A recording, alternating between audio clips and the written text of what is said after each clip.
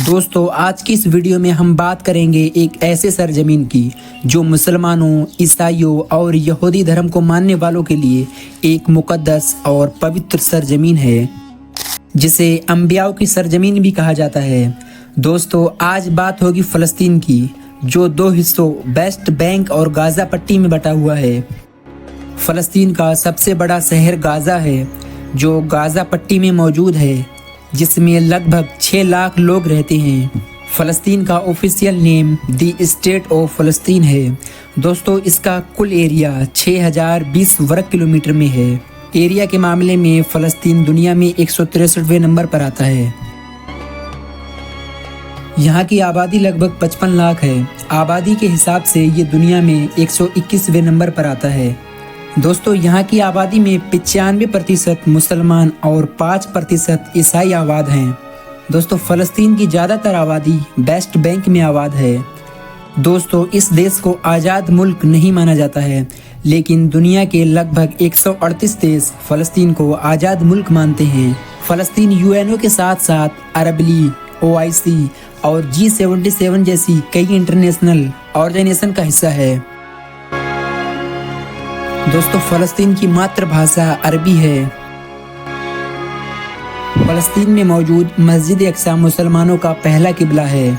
दोस्तों फ़लस्तीन को अंबियाओं की सरजमीन यानी कि अंबियाओं की धरती भी कहा जाता है, क्योंकि ज़्यादातर नबी इसी ज़मीन पर आए। यहाँ मौजूद मस्जिद अक्सा से ही हज़रत मोहम्मद सल्लल्लाहु अलैहि वसल्लम ने मेराज के सफ़र का आगाज़ किया था।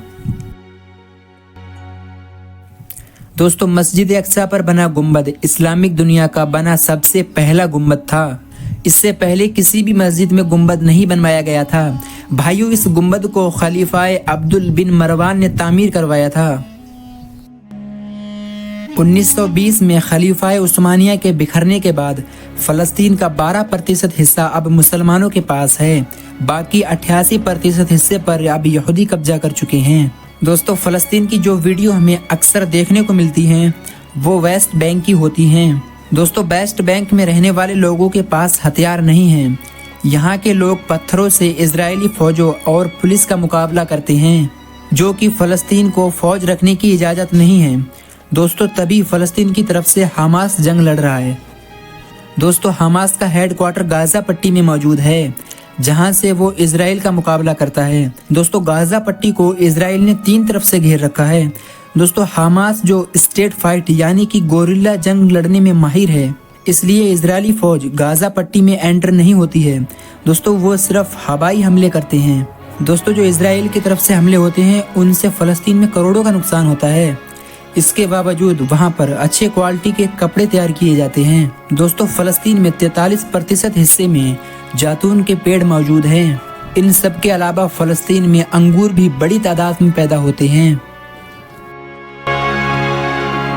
दोस्तों फ़लस्तीन के लोग फुटबॉल खेलना पसंद करते हैं।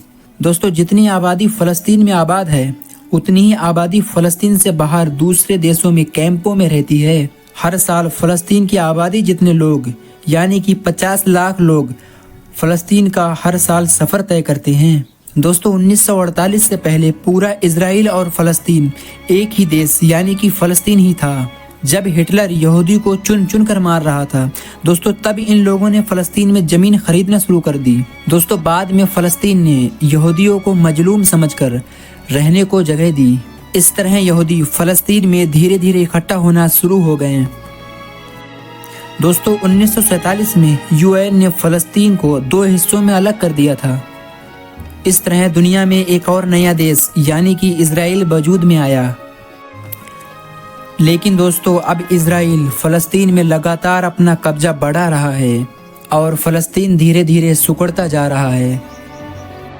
दोस्तों ये सब इजराइल दरअसल ग्रेट इजराइल बनाने के लिए कर रहा है। दोस्तों जो कि पहले ज़माने में उर्दन, सयाम और लबनान फ़लस्तीन का हिस्सा थे। दोस्तों तब फ़लस्तीन का नाम कनान था और कनान में बनी इसराइल आबाद थे।